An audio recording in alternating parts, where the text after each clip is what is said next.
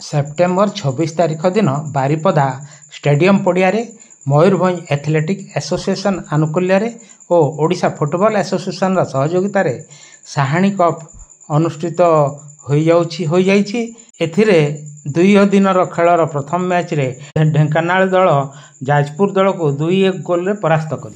ढेंकानाल तरफ अनिल स्वाई 38 मिनिट और मधुजानी 75 मिनिट रे गोल देइथिबा बेले जाजपुर दल तरफ वृंदावन मुर्मू 44 मिनिट रे एकमात्र गोल करथिले। शेखवत खां, लक्ष्मण सेठ, शिव सामंतराय और बापुन महांत खेल परिचालना करथिले।